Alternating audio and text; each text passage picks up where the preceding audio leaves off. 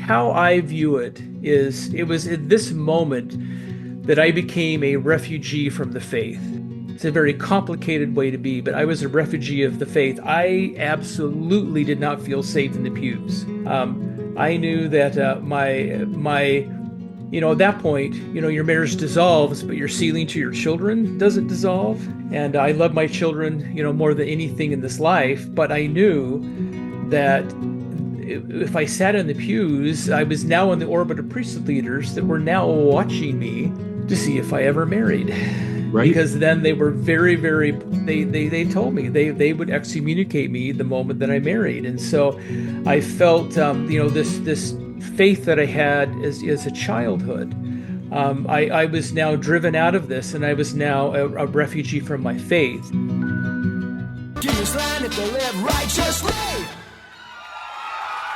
It is time for another episode of the Cultural Hall, and I'm excited to welcome in Nathan Kitchen. Now, what has almost never happened, because people will know I love spending time with the Cultural Hall, but I have a lot of other things going on. I'm actually prepared for this interview. Nathan sent me his bio before we're chatting, and so I want to just share a little bit about Nathan. Served as president of Affirmation, which is the LGBTQ Mormons, Families, and Friends from 2019 to 2022. Before his term as president, he sat on Affirmation's board of directors, so we'll talk a little bit about Affirmation today.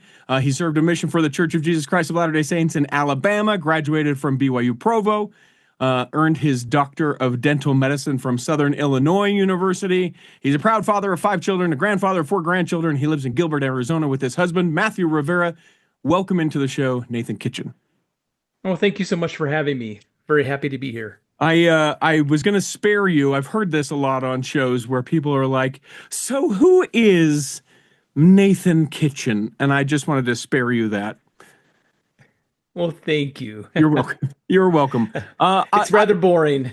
Oh, I don't think so at all. I think you've led a fascinating life, and I'm excited to get to know you a little bit better. Full disclosure, Nathan has a book out. We're going to talk quite a bit about that. The Boughs of Love, Navigating the Queer Latter-day Saint Experience During an Ongoing Restoration. I will say this about that. We'll come to that in one of the second or the third block. But Boughs is such a weird word in the English language, because even just now as I looked at it, it doesn't seem like you should say it as Boughs because of how it's spelled. Like, I always want it to be Boughs, or I don't know. I always second guess myself in the saying of it.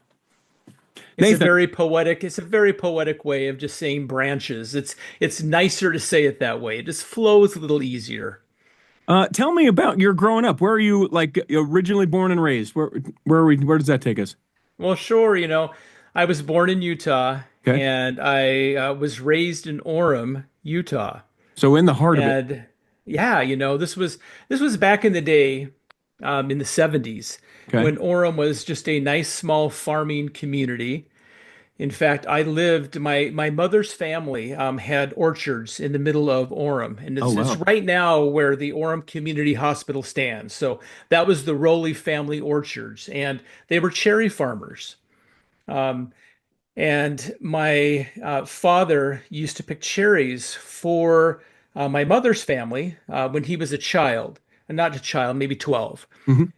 And he was a really hard worker, and the Rowleys really got to really like my father, and he became like family for them. And then, as the years rolled along, and he found and started dating my mother, he was now when he married her, he was now related by blood as well as just by just relationship. And so, Hmm. when he started his young family, he went to the Rowleys and asked if they would parcel off a little corner of that cherry tree orchard so he could build a home for his family.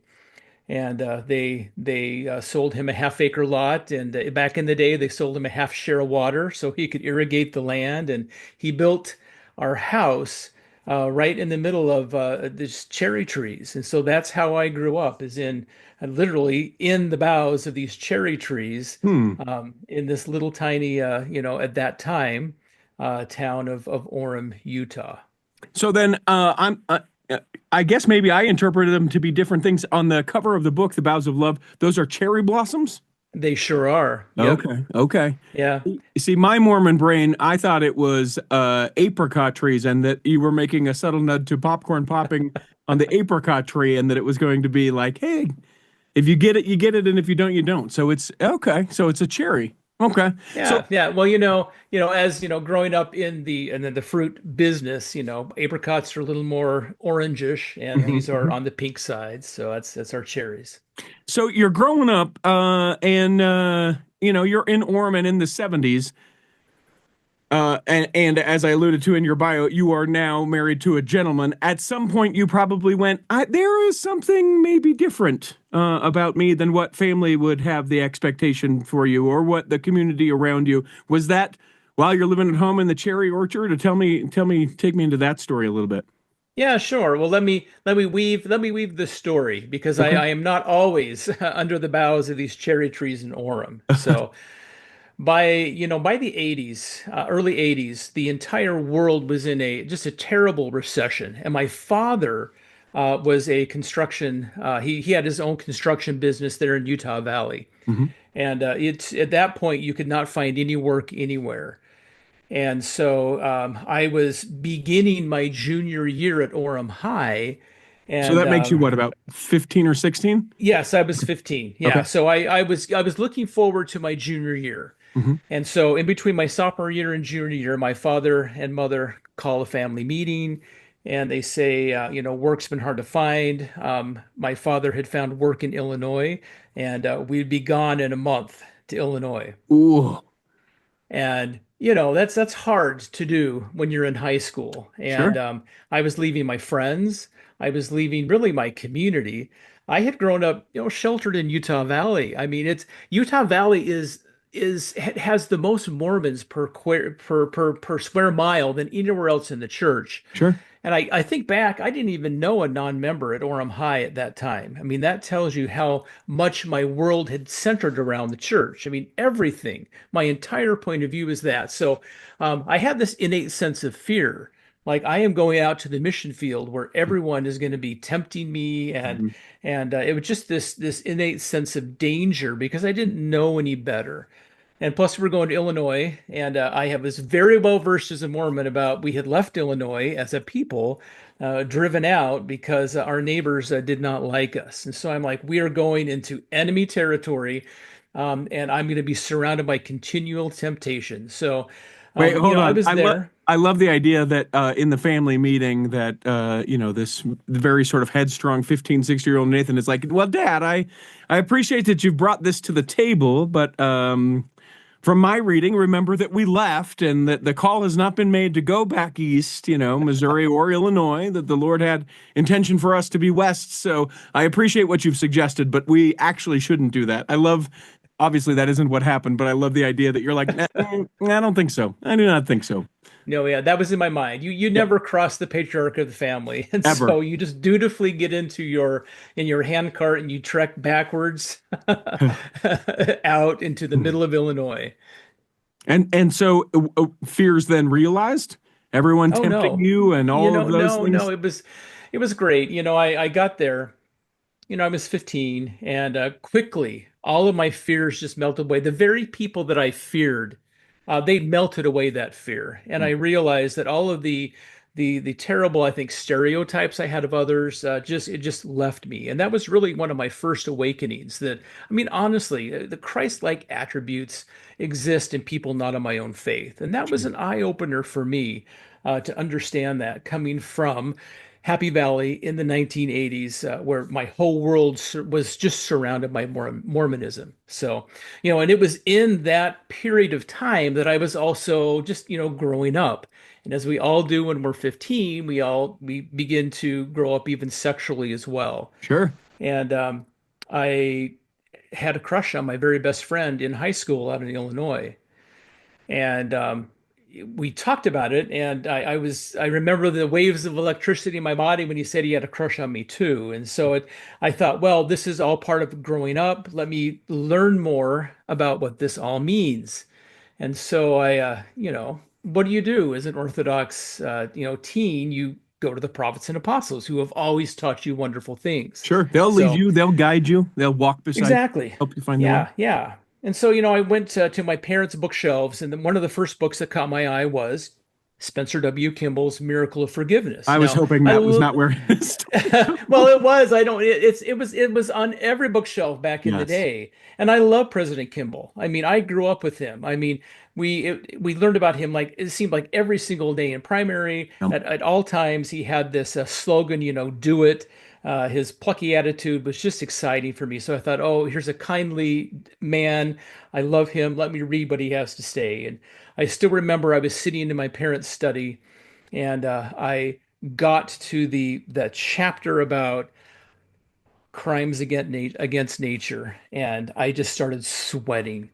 I realized what I was. I was like this filthy homosexual, and I didn't want to be that. And even though I was just 15, turning 16, and nothing had ever happened, no action on that. I just thought I need to get rid of this. I don't want to be that because I realized that this seemed to be something that would keep me from my heavenly parents and from my family and give me kind of a one-way ticket out of Zion.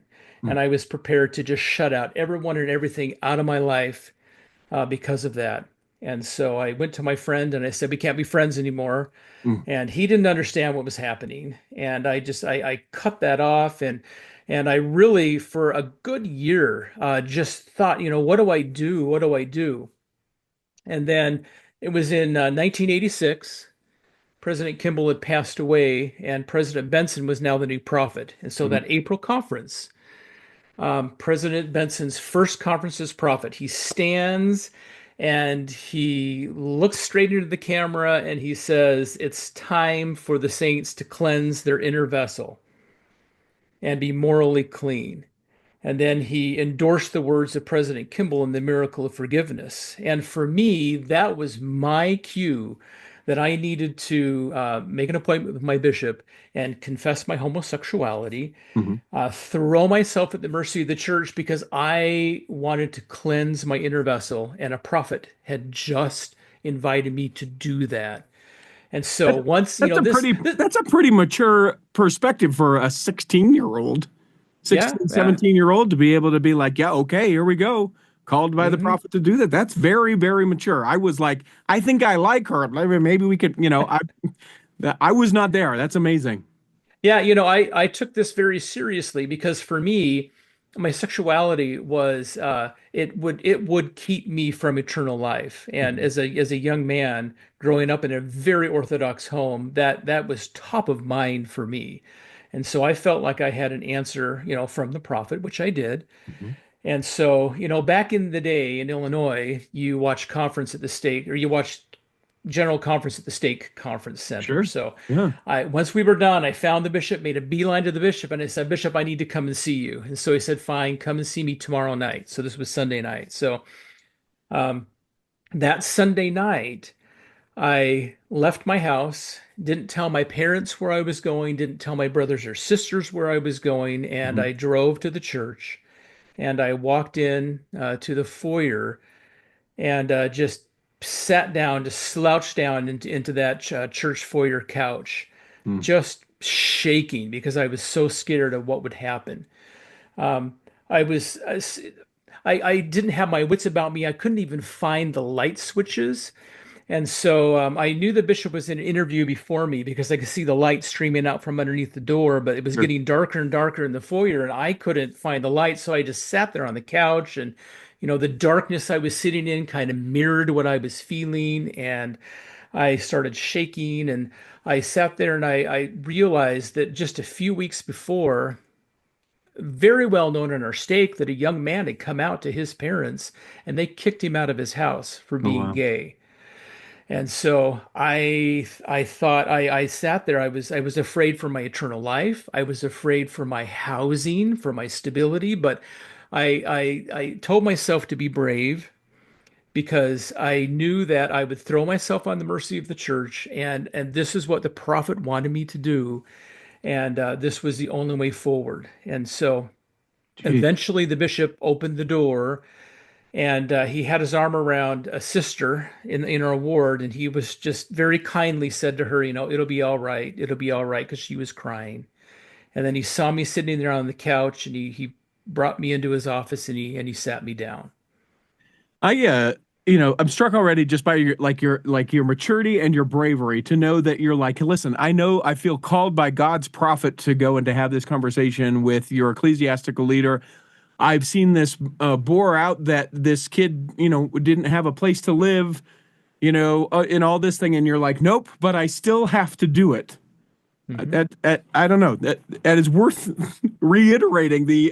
I would be like, listen, I'm going to bury this so deep right now. Forget it. What did you need to talk to me about? Nothing. You know what? I'll see you on Sunday. Have a good day. I hope what a great general conference that was. And I'd be out the door. He waves you in. And is it now? I got to know, because you had the conversation with your best friend. You're like, hey, I'm kind of attracted to you. You're kind of attracted to me in this. But other than that, there's no sort of conversation with anyone else No, about this. no, And straight, no. then this year later, we're here with the bishop. He waves you in, and what is that like? Yeah, well, I was enveloped in shame, Yeah. because that is what the miracle of forgiveness gave me, was shame. Yeah. And I didn't want to tell anyone about it until I figured out what was going on with me. And so I kept this within myself. And so I sit down. And so for the very first time, I am uttering these words to the bishop, who I felt had control of my eternal life at that point. Hmm. And so through sobs, I confessed that I confessed what I felt about boys, and he put the brakes on. I mean, he stopped me mid sentence. He didn't want to hear any more. And he said, "Listen," he said, "here's what you're going to do." He said, "You need to just be obedient to the commandments, go on a mission, get married to a woman, and it will be all right. It will be all right." It was same words he said to the sisters as she was coming out of the out of the bishop's office after her interview. He was reiterating to me. Hmm. And so, I that's all I needed. I mean, in fact, I sat there stunned. I'm like, is this all this needed to cleanse my inner vessel from Yeah. homosexuality? This it was just such a sense of relief for me Sure. that I didn't have to talk about it, and he didn't want to hear any more about it. So I'm like, well, if it isn't important for him to hear about it, it's not important for me. So I had my marching orders. I knew exactly what I was supposed to do. I knew every milestone that I was supposed to reach. Now, as we stood up to go, he put his arm around me and he said something interesting. He said, "I'm not going to tell your parents about what we talked about tonight." Hmm. He said, "because it would be a very huge disappointment to such good and faithful parents." Oof. And that told me in so many words that what I was extremely shameful, Hmm. and that it would hurt other people if they knew about it. And he told me, he said, "You are to never tell anyone about this, what you have just told me." Um, and so I left understanding that this was something just for me to really kind of downplay in my life, Hmm. never talk about again, and just Hmm. follow my bishop's counsel. Because, as a 17-year-old young man, I mean, your bishop speaks from God. I mean, there's Right. really no difference there.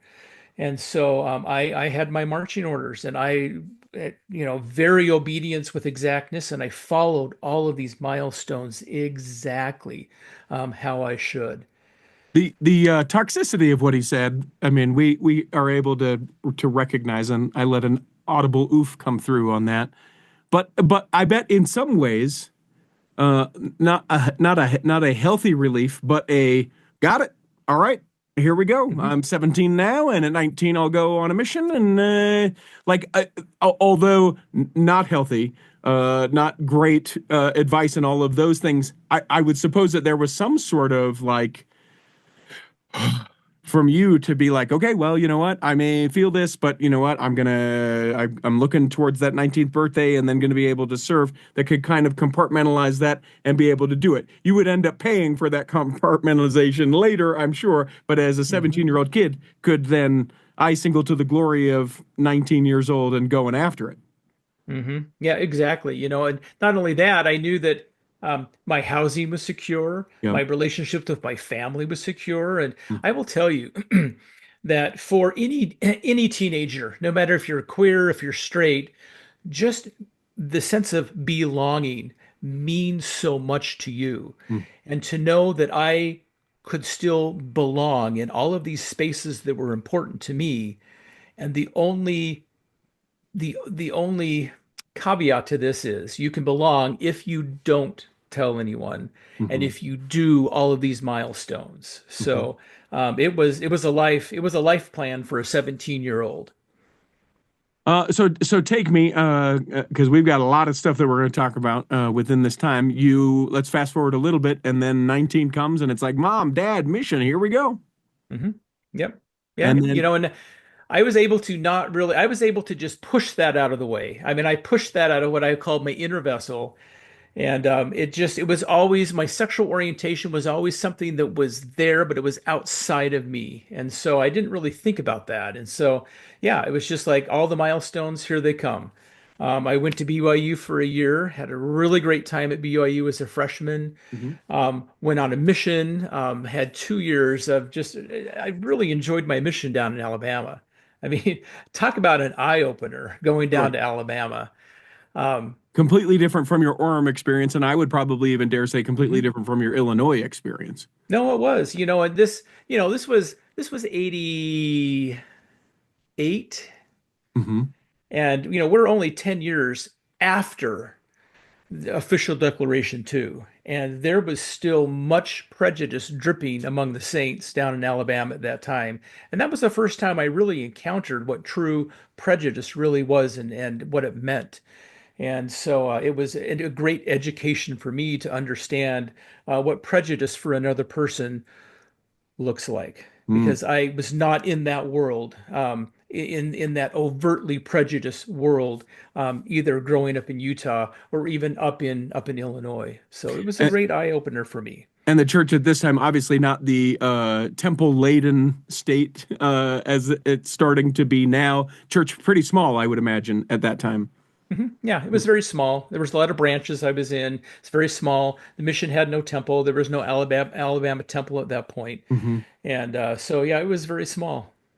So I want to take a break real quick. When we come back, we're getting home from the mission because now you've checked the box, right? You went to the BYU Mhm. Provo for a year. You're coming back, and now the next goal is finding the wife. Up to this point, I mean, I can't. I look at sort of my own like sexual journey. I didn't think too much about my sexuality, not really, until I got back because there was always the mission that I was going to do and the this and the that, right? So you're thinking about it and you're facing it, but you don't have to full on face it until you come home from the mission because that's when you're setting up life. So we'll come back in the second block. We'll pick it up right there of the Cultural Hall.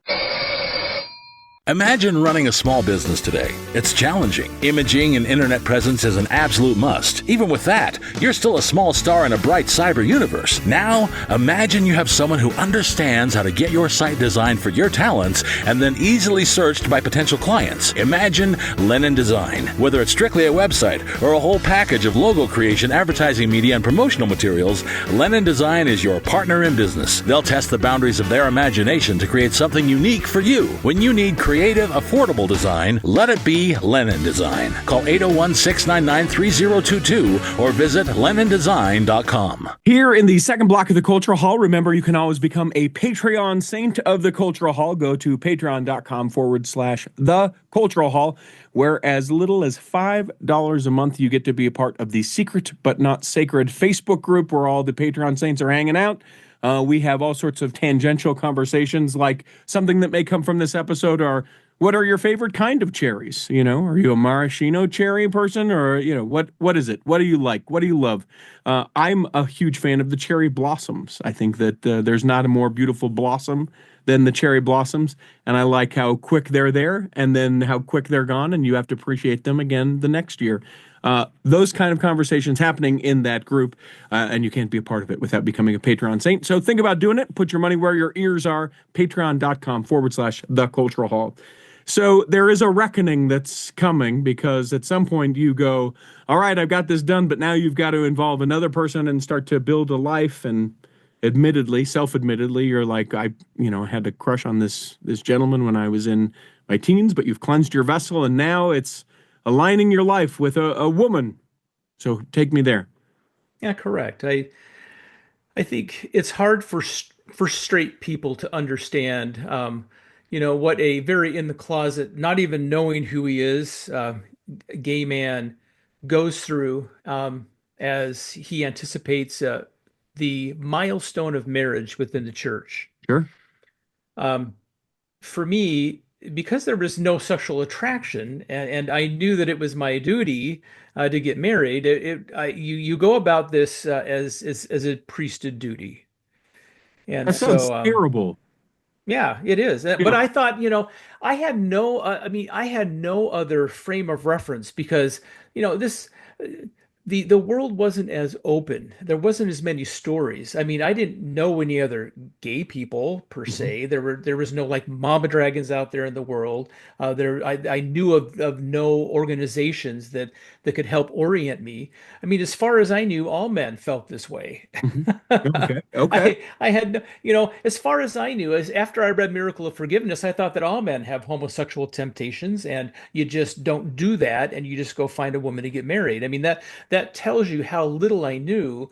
Mm. And then I get home from my mission. I am married just as soon as I turned 22. And so I am a very young man, but I am following the milestones of the church at this point, and I'm following the counsel of the bishop, which turns out to be the policy of the church at the time, just to get them married and it will be all okay. So I had no idea I was part of a machine that was running in the church at the point. I Mhm. just thought that was my life and what I was doing. So, I courted, I married, and we had a good 20 years together. And I just was able to just continue to keep that part of me, my sexual orientation, just behind the door there.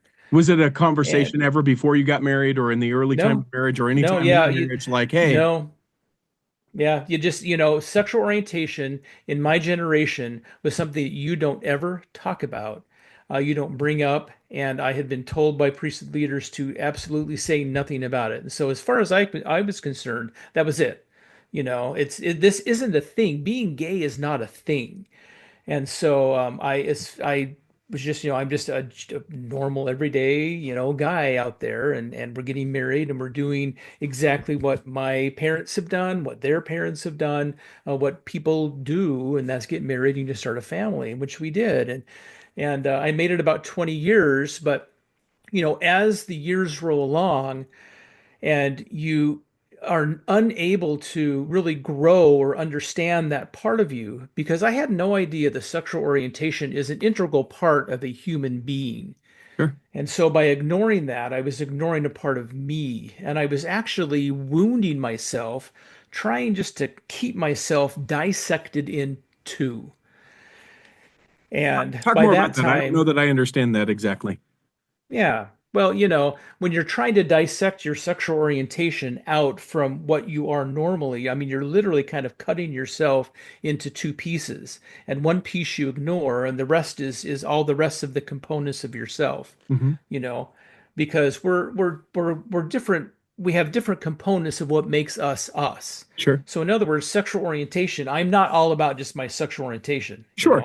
That's just a small part of me. But when you take that, you carve it out of yourself. You're literally dissecting that out of yourself, and you're putting it outside, and it starts to really weigh on you because a part of you is just slowly dying. It's not getting any nourishment.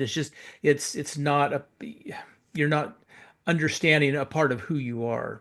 Does it manifest itself in a way that, like, if I'm ever dishonest with my wife, like it just sort of eats at me and, maybe I'll lash out being sort of angry or I'll kind of, Hmm.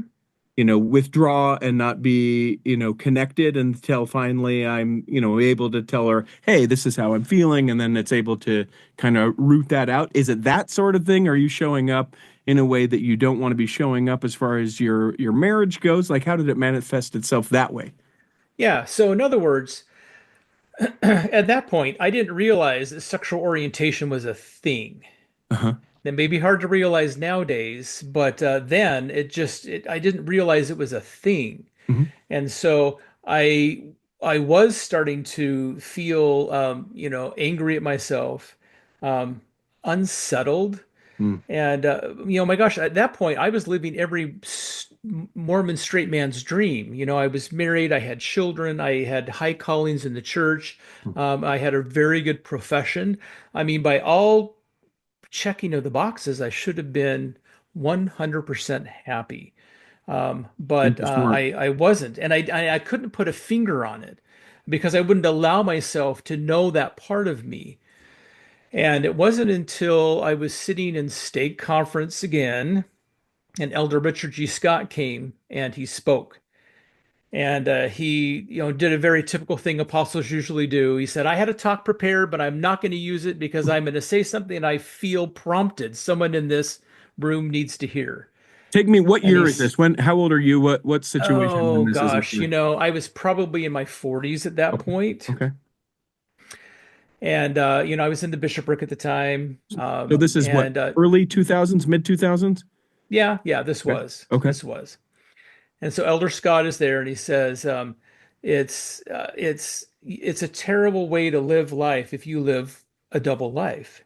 And Oof. he said, if for those who are living a double life, he says, I invite you to repent and to meld both lives into one, because that is the way to happiness, is to be one single person.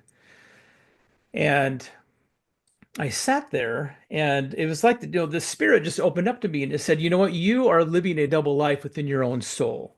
Yeah. And I started to think, by that time, I'm like, this thing that I put outside of my inner vessel, this homosexuality, Hmm. um, I had been living a double life. And so I sat with what Elder Scott said and realized that, it was time to, um, because by that time, my inner vessel was like, it was collapsing. Yeah. I mean, it was a dangerous situation for me because I had no idea why I was so unhappy inside. All the people around me realized that something was eating away at me, and by that point, I still hadn't put a name to what was happening on the inside of me. Now, when you And say it was so, dangerous, like physically dangerous to yourself, like, are you talking about like suicidal ideation? Is it that kind of yeah, thing? Oh, wow. yeah, Okay. yeah, that and just mentally, and I didn't know why because I thought I've checked all the boxes. I should be completely happy. Hmm. And so that's when I made a decision. I mean, not to come out, but I No, just no, no, no, I no, no. opened Yeah. I opened that door and I scooped up my sexual orientation and just brought it in and just started to get to know, who I was. But And what does that it's what does that look like? Because that isn't to me like, you're not talking about like experimentation or anything like that because no, you're in a, no. so what does that look like? How do you start to figure out who you are in It that was way? finally to say, to give myself the courtesy to finally say that, or even just entertain the possibility that I might be gay. Huh. I mean, everybody knows their sexual orientation without, going out and experimenting or doing Sure. things. I mean, you just know you're straight. I mean, nothing happened. You just know you're straight. You know that that's, your sexual orientation inside. So the first thing I had to do is just get to know myself that, yeah, this is you. It's not shameful. And if you want to live a happy, healthy life, you just need to appreciate who all of you are at this point. Mm-hmm. And so that's where I was at that point. Just realizing, giving myself the courtesy to finally, after 20 something years, say, you know what, I, I, I am a gay man, And tell and I'm tell me okay what. with that. Yeah, tell me how you're able to do that. Is that a great counselor that's coming in? Is it just like you Just journaling or me. something like that? Just Yeah. Hmm. walking it out. Yeah. Just accepting it at that point. Just saying, you know what, this is me, this is who I am. And I thought, at that point, I thought, okay, um, I've come out to myself, and Hmm. that should be good enough. Now I'm a whole person. I'm no longer living that double life, and so that should be good enough. But you soon realize that you're no longer just a lonely, 17-year-old sitting in a bishop's office. Sure. 20 years later. You just aren't living the life plan of a 17-year-old. I mean, this is the life of your wife and your children, Yeah. and they're along with you for this ride. And so I knew that it was time just to tell the person that I love most in this world about me. How was that? It was terrible. I mean,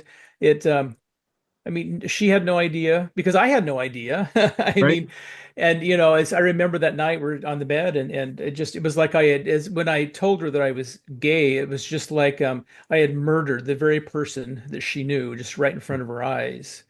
And that opened a very probably 2.5 years of conversation between us as we decided, can our marriage and should our marriage continue with this new information that we now have. And after seeing counselors and talking about it, we realized that separation divorce was the thing that would happen.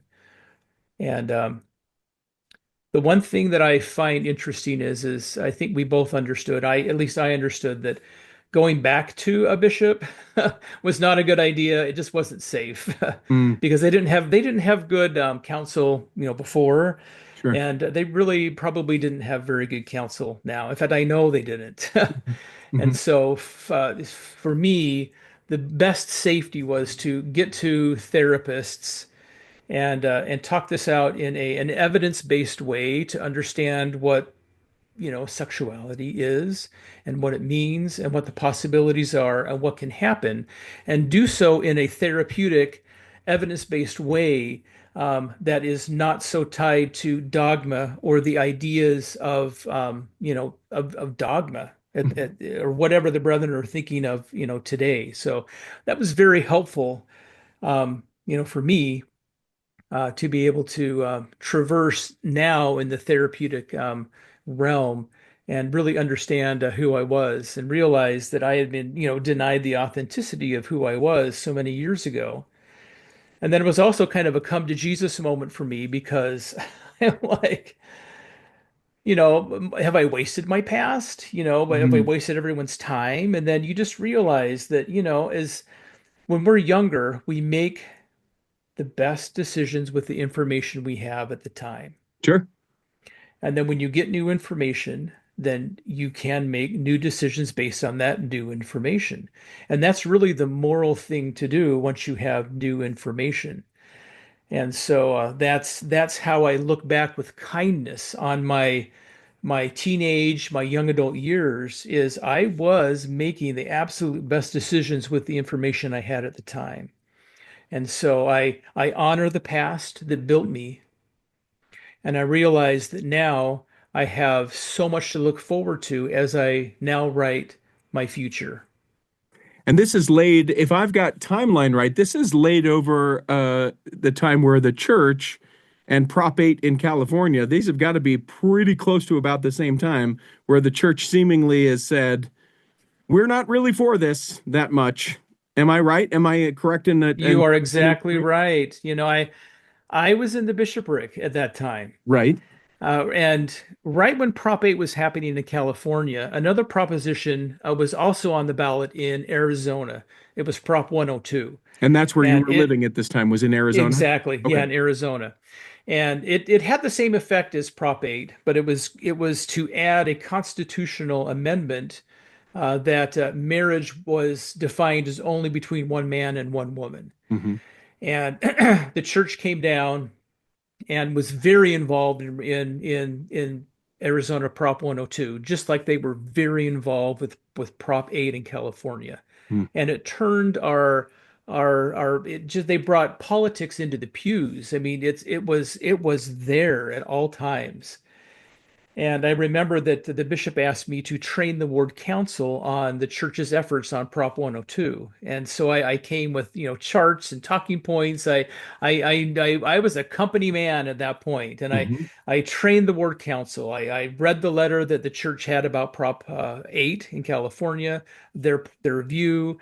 I reviewed with the ward council what the Proposition 102 was to do in Arizona. And we coordinated the Relief Society gathering names in the ward to work phone banks to urge Arizonans to vote for Prop 102. Hmm. And we were scheduling at that time fifth Sunday lessons to talk about, one man, one woman marriages. Hmm. And it just I felt like my church ward had turned into a political ward at that point. And Sure. so as soon as I got done saying this, I put my notes down and I turned to the ward council and I said, we have to stop these people from marrying. And I choked on my words. And I let maybe a very uncomfortable silence just linger at the end of my words because at that moment, I mean, I'd already heard Elder Scott. I'd already had this awakening inside of myself, and I realized, I am one of these people. Yeah, I I am mean, these people. even though I'm in a mixed orientation marriage, I'm still in the closet at this point. I'm one of these people, Mm, and I am helping take away civil rights for LGBTQ people in the state of Arizona. And I realized that my entire life, I had been taught how to harm myself. mm, And now I was teaching others how to harm me. And it was a very sobering moment. And I realized that, this church that I love with all my heart, my mind, and soul, maybe it wasn't a mutual feeling at mm. that point, and I felt very unsafe. That is the landscape that I actually came out in. Jeez. Was this very um, turbulent time in church LGBTQ relationships, and so it was rough. I mean, it was very, very rough. Is what I want to do right now. Just a big breath because I hear this first of all, the courage to be able to share this because I can tell that this still is, I mean, you are certainly in a different place now than you were then, but these are feelings. This is your life. This is, everything that is you and is part of your past.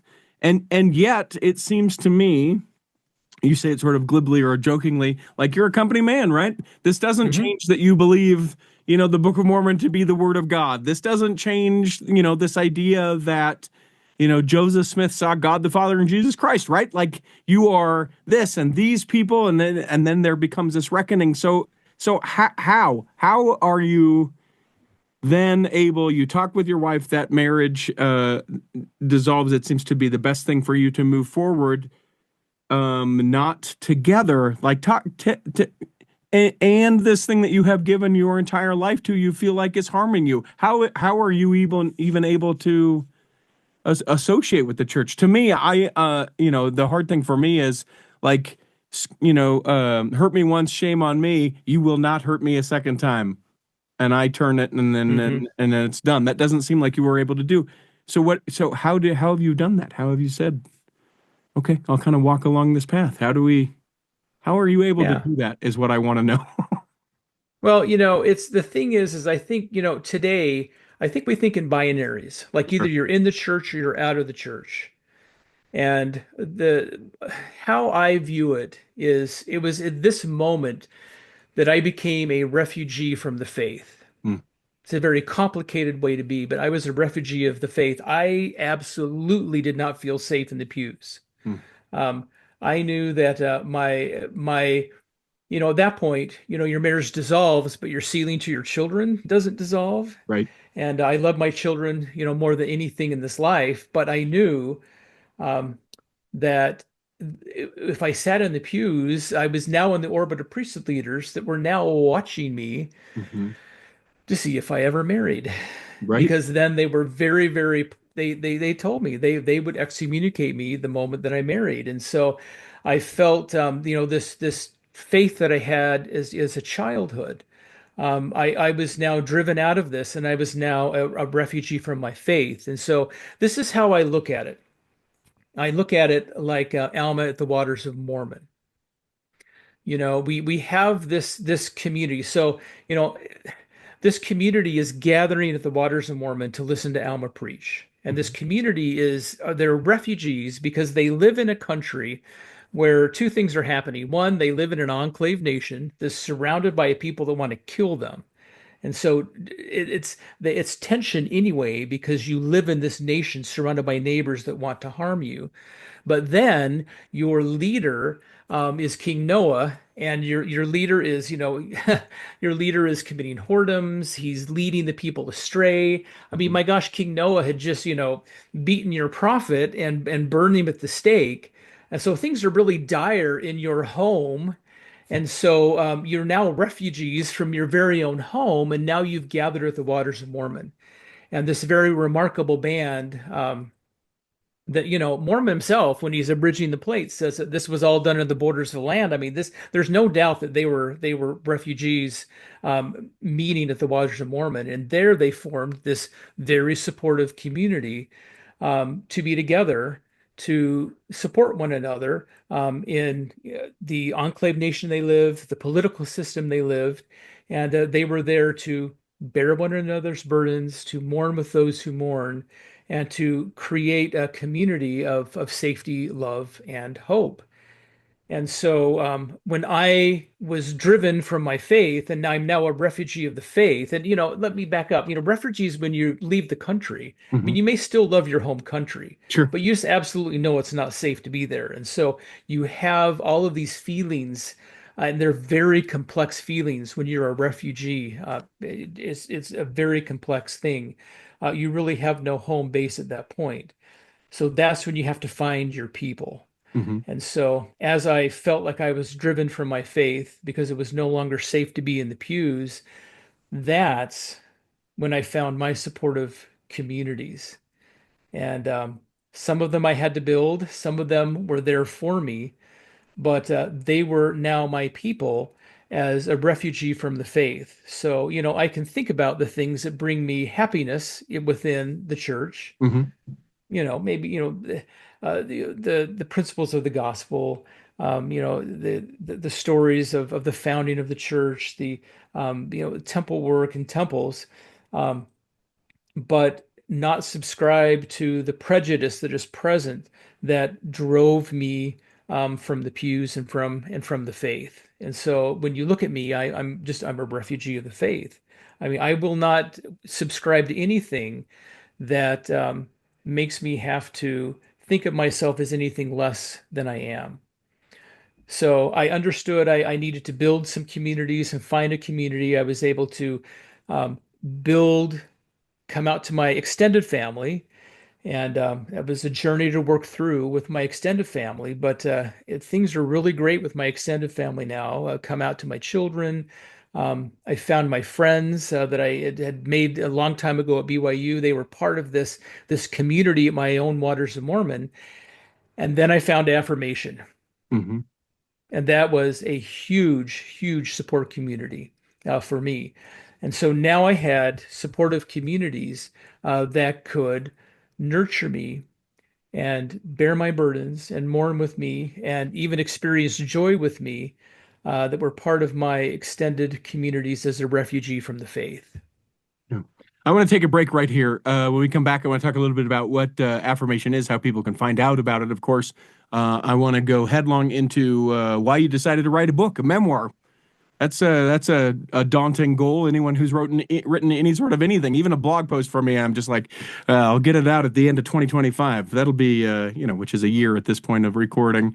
It just seems so hard. We'll get into all that coming back in the third block of the Cultural Hall.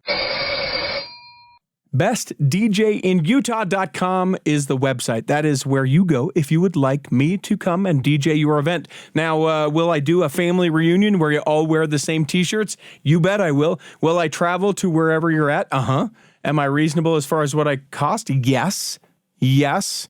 Do I bring a good time? Yeah, all the things. Listen, Best DJ in Utah, it's my company. It's a thing I do that allows me to be able to have the time to do the Cultural Hall. So if someone's getting married, you think, man, they need a great DJ. You're throwing a party, whether it's a 50th or 60th or 40th or 20th or whatever the party is. I've done them all and would love to be able to do that. An anniversary party, certainly done those. I did a baptism in 2023. Yeah, we did a big dance party at a baptism. Spoiler, not a Mormon baptism, but it was fun nonetheless. bestdjinutah.com is a website. I will get back to you within 24 hours with a quote. Come on now. bestdjinutah.com. Here in the third block of the Cultural Hall, remember you can always send us an email, contact@theculturalhall.com. That is the email address. You love this episode. You'd like us to have Nathan back to talk about more of this or something different. You have a great guest suggestion. It's contact@theculturalhall.com. Remember that we share those emails on the show, so you need your first line of that email to be, I do not want you to share this on the show if you do not want us to share it on the show. Otherwise, what will happen is I'll read your email, and then the last line where you say, I do not want you to share this on the show, then I have to edit it, and I don't want to edit it. So contact@theculturalhall.com. This idea of being a refugee is fascinating. I've never heard anyone kind of explain it that way. I think it's spot on. I have to think too, the amazing blessing, like in the time that we've had to be able to hear your story and be able to allow me to have some insight, some empathy for my LGBTQ brothers and sisters. Like I think it's it is something that we as a church have been forced to go through in the last 40 years. It is something that I have delighted in personally being able to understand, and I'm horrible at it, Nathan. I say stuff all the time where I'm just like, it was real dumb, but I'm grateful to be able to have the relationships. And like you said, there's something throughout this is I'm doing the best I can. And when I know better, I'm going to do a little bit better. And that's the best I can do. Right. This group Affirmation, if people aren't aware of what that group is, if you could give me like Affirmation is 30-second kind of thing. Well, sure. I'll give you the elevator pitch. So Affirmation was founded in 1977. And before 1977, there were a lot of gay Mormon groups that were informally meeting. And they all met in secret because it was very dangerous to be out in the 1970s. So one of these groups was made up of BYU students. Now, between 1976 and 1977, two of these students at BYU submitted to electroshock therapy to cure their orientation. Now, during their electroshock therapy, ecclesiastical leaders counseled both of them to cut off all contact with their gay friends as part of their recovery process. So what they did in effect is they cut themselves off from any supportive network, any supportive community that might have helped prevent what had happened next. They felt so despondent from the shock therapy and from being isolated from their community that they felt the only way they could overcome that was to take their own lives, which they did. And so this group at BYU realized that the importance of a supportive community, because it's life-saving to have a supportive community. Because otherwise you can be overcome with feelings of unworthiness and feeling isolated and alone, and bad things happen when you isolate a bee in the beehive of Zion. Yeah. And so upon learning of their deaths, this group of BYU students resolved that it was finally time to make a formal support network for gay and lesbian Mormons. And so Affirmation was officially born in 1977. And just in the ensuing decades, Affirmation has grown in size and scope. It's now a worldwide organization because, let's face it, wherever the church is, queer people are also. And so as president of Affirmation, I was able to lead a worldwide organization of queer Mormons, queer former Mormons. And we encompass not only sexual orientation, but gender identity and gender expression. But I think the take-home point is we are still true to the founding principle of Affirmation in 1977, is we are about friends, looking out and caring for friends. You know, I had an opportunity, this is probably a decade or so ago, to DJ a Affirmation like after party or something like that. Oh, yeah. And the one thing that was very, very just like apparent That's a lot of buildup for it, not a very fancy word, but like it was just accepting. That was the one thing that I took away from that, right? It was come as you are, we love you as you are, or as I like to call it, how the gospel of Jesus Christ should be, where it's like we just love you because you are. You're the president of this organization, and you see a lot of people not like loving people just because they're brothers and sisters, and they should, right? I don't want to Mhm. place should on anything, but I mean I think that is what it is. How are you able to build bridges to help people understand? There are people probably listening to this. I don't know anyone who's gay. Yes, you do. I don't know anyone who. Yes, you. I promise you. How are you? How yeah, the outreach, to have the empathy, to have the compassion, to have the acceptance, because within the church, like it still is, unless I'm misguided or incorrect, like you still can't be married and be a part of the church. You can't have those blessings of the temple. So how do we build bridges knowing that on the other side of the bridge is that? Yeah, that's a good question. Excuse me, I'm just getting over a cold, so You're sorry about fine. the throat clearing. The You learn real quick. You just can't come into a relationship and tell other people what to do or how to feel. Sure. That's the absolute best way to have people start building walls instead of bridges. And so I think one of the genius things about affirmation is we focus on the individual queer person and help get our queer colleagues to a place to where they feel stable. Because when you fall out of the closet, you're falling into loss. There's nothing more just disorganizing to your whole soul is falling into loss. So we offer that place to come and land. And then we offer that place to heal, to get your bearings. And then from that point, then you can start to reach out as a person within your own networks and start inviting other people in to your life. And so this is what I found is the best way to build these bridges is to have each individual queer person, as they are able, start to create a core of their own joy and of the people that they love, and then from there start inviting other people in. And that begins dialogue, that begins discussion, and that begins bringing people in with love. And that's when our the borders that surround us, we start to widen them as we start bringing people in. So that's really, I think, the magic of what affirmation does is we focus on the person and focus on them, expanding their circles, their own supportive communities to invite other people in. And I think that's really the ticket and the key here, especially now in the age of religious freedom, where you just can't go telling a church to do this because the church will say, well, we are free to feel what we want. Hmm. But I will tell you, no amount of religious freedom can keep out the love that the members carry in through their hearts to the pews every Sunday. And so that's where I focused on is me being me building communities, and me bringing the people that I know into my own life, into the joy that I have. Let the brethren figure out doctrine. I mean, that's their job anyway. Hmm. Hmm. And while they're doing that, I'm not going to put my life on hold, just waiting for something to happen. I'm going to live life. I'm going to live life with a great deal of happiness, making the best decisions I have and doing the best that I can. And God can't ask us to do anything better than our best and Right. and who we are. In my heart of hearts, when you came out, I want to think that everyone was like, "Great, Nathan, we love you just the same." And that's what it was. I would imagine that somewhere there was some rejection. How do you deal Hmm. with those people that are like, you have followed the way of Satan, Nathan?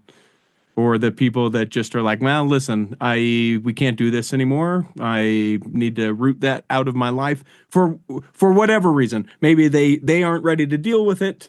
They've been taught and they don't know any better. Whatever the thing is, how are you able to deal with that? Because that will be every person's journey.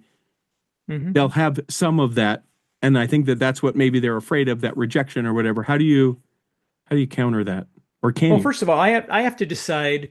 I mean, who do I want in my life? Right.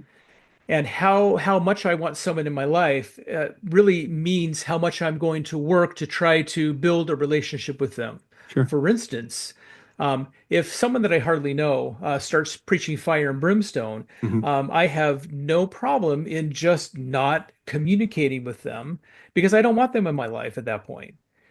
But let me turn to my extended family. When I came out to them, it was hard, and they had some things to say about it. But to me, it was very important that I have a relationship with my extended family. And so for me, it was important for me to put in the work, to sit with them, to get to know the new to them Nathan, Hmm. to realize that I just sprung on them something that was brand new, Sure. something that had taken me years to finally come to acceptance in myself. And I just can't expect my family to suddenly accept me because I just come out to them one day. And so I decide that this is where I want to put my resources and time. This is important to me, this relationship. And so I sat with my family, and through many letters and discussions and talks and tears, um, we started to get rid of the church's narrative and started building a family narrative. Mm. It doesn't mean that my family got rid of the church, but they started to build the kitchen family narrative of the family is extremely important, and you are important to me, Nathan, just as I am important, just as they are important to me. And so that's the building that we do. I remember a story of a young man told me that when the exclusion policy happened. His Yeah. parents went in and took down the proclamation of the family off the wall, and they put up a Jeez. family picture. Oh, wow. And I think that that is very symbolic of what a lot of the families in Zion are doing is they are replacing that family proclamation with a family picture. And it's okay that many sit in cognitive dissonance, but the love is there. And I count my family as part of my own supportive community at the Waters of Mormon that are helping to sustain me while I am a refugee from my faith. Oh, your book, the Boughs of Love. People can find a link in the show notes to be able to purchase it. It's a memoir. Tell me, why are you doing this? That not only just writing a book in general, but like, do you feel like in some ways kind of a pioneer? People can learn from your life. Are you? Is it let me walk beside you, learn from the things that so that your road might be a little bit easier. Tell me why. Why have you done? Yeah. Well, I we didn't hit on this in this interview, but I had 4 years of extremely interesting experiences with the church. And when I say that, I don't mean just like church, like we go to church. Hmm. Um, the church is an institution. Sure. It's just not a pastoral system. And affirmation is an institution. And so it was an institutional voice dealing with another institutional voice. And that is a completely different way that you deal with the church. It's almost like church ball, elbows and a whole bunch of uncalled fouls, And a little because bit of the church. swearing, but no one would claim Yeah, it. Yeah. I mean, the church is out there in the world, creating boundaries and dealing in an institutional manner. And so I had the very, I think, very rare opportunity to deal with the church as an institution, and I had some very fascinating stories that came from that I pepper throughout the entire book. That I think that every reader will be interested to see what was going on in the queer Latter-day Saint intersection at the time. um, and so that's one of the things. And then the other thing too is I wrote this, not to change people's mind about queer people. Sure. I wrote this for my queer peers, my queer colleagues. Oftentimes we have a hard time finding ourselves, in maybe the scriptures or in this world because we have a hard time finding ourselves in the plan of salvation. I mean, the plan of salvation literally just terminates right in the middle of it for queer people. And so one of the things I wanted to do was be able to um, give, kind of show that queerness is compatible within the scriptures. And you can find yourself as a queer person, kind of like Nephi says, liken the scriptures unto yourself so that it can be for your profit and learning. So there are certain theological chapters that I take to help show my queer colleagues that, you may be a refugee from the faith, Mhm. but you can still call yourself a queer person of faith, and you can find yourself in the scriptures. And I think it's a misnomer to think that queer people are just having a faith crisis. We're not having a faith crisis. Right. I mean, we're the thing that's causing all of your faith crises. I Right. mean, every conference. I mean, you're talking about us. I Hmm. mean, we not only have to live that, we have to live our own faith as well. And so there's a lot of things that are overlaid on us to make us faithful queer people, and that usually means prejudice and asking us to act in ways that go against just our basic humanity of love, or living our gender as we know and experience it. And so to be able to find ourselves within the Word of God is and know that we can continue to be queer people of faith, even though we may be a refugee from our own faith. It's a very empowering thing. It's important to note that faith is one of the it's a part of our overall well-being. Spirituality is, we have physical health, mental health, emotional health, social health, Hmm. but we also have spiritual health. And it's no matter what your spirituality is, no matter where you stand. I mean, every queer person is to stand in places that feel safe and healthy for them. Sure. Sometimes the church may be that way, a lot of times it's not. But wherever you find that spirituality, it is important to nurture that and to be able to speak it in ways that make sense for you, because that is how you actually increase your overall well-being. And so this is just a way that I can kind of help introduce to my queer peers a very queer centric, Christ centered way to look at the Word of God and to look at yourselves as the very beloved queer children of God that you are. A lot of people will talk about LGBTQ issues similar to race in the priesthood and say that, that there will be a time and once some people die and that there's a thing and then there will be, that. Does the idea of that excite you, or does the idea of that you don't think it's coming? Talk to me about when people will bring, one day we're going to look back at this and you'll be, how do you Mhm. feel about that sentiment? Well, first of all, I mean, there are parallels, but it's not the same. Sure, I mean, it's not fair. I mean, no queer person has ever been owned by another queer person. I mean, sure. the prejudice that happened to our Black brothers and sisters and siblings is just simply egregious. And I'm very happy that the church is finally starting to realize that and have discussions about prejudice that actually happened within the church long ago. Sure. Um, but, I have to realize that I love this line in Spotlight, where the Boston Globe is talking about the Catholic scandal, pedophile scandal, Hmm. and they make this observation that we're dealing with a Catholic Church that thinks in centuries, and we deal within the Latter-day Saint Church in a church that is thinking in centuries, Yeah.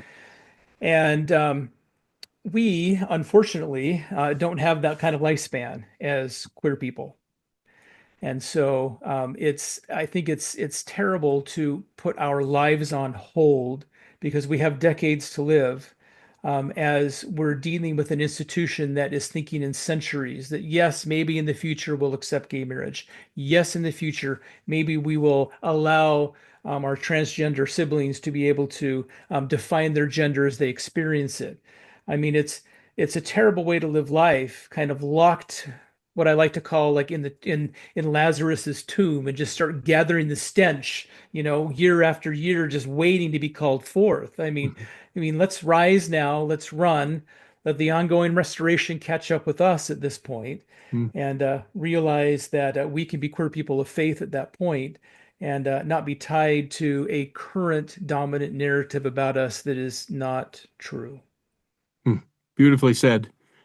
The name of the book is The Boughs of Love. There's a question that we ask everyone who steps into the Cultural Hall, regardless of any of the things, but we ask the question, what is your favorite part of your faith? And I would be curious to know what that is for you.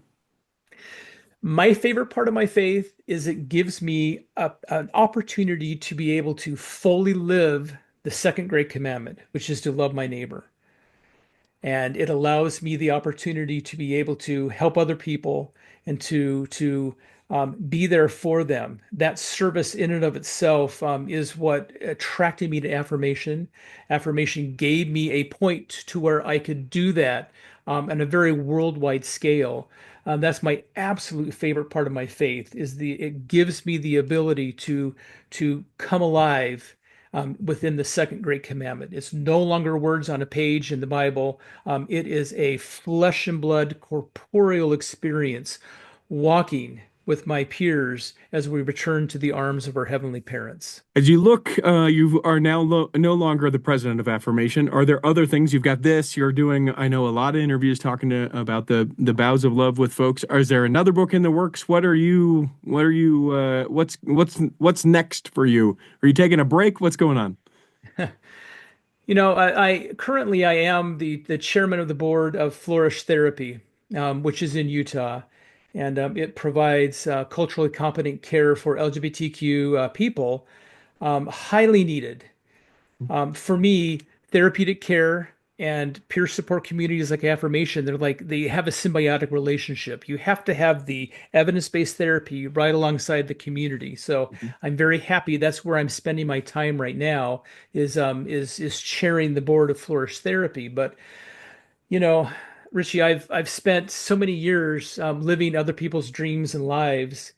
Um, and there's so many good people just coming right behind me that are carrying this torch of the humanity of the queer children of God that I feel very well that I can step back and I can start living my authentic life with my husband, with my children, and center around those things and live that life that I was not able to live, that I worked so hard to achieve, and now very so much want to enjoy here as the decades roll on to the end.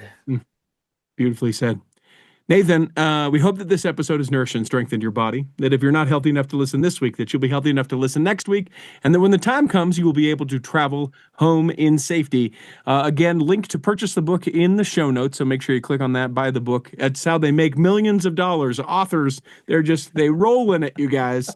They roll in it. I wish. Yeah, isn't that not the case? It's a work of love, and that is the thing that I have felt in the time that we have been together today. In the meantime, Chris at Alpine Lakes Travel, Rick McGee, Debbie Wanless, Chocolate Cake Bites Podcast, and the Tiger with a U will be saving a seat for you on the back row of the Cultural Hall. Save me a seat, it's sure to be neat on the back row. We really gotta go on the Cultural Hall show.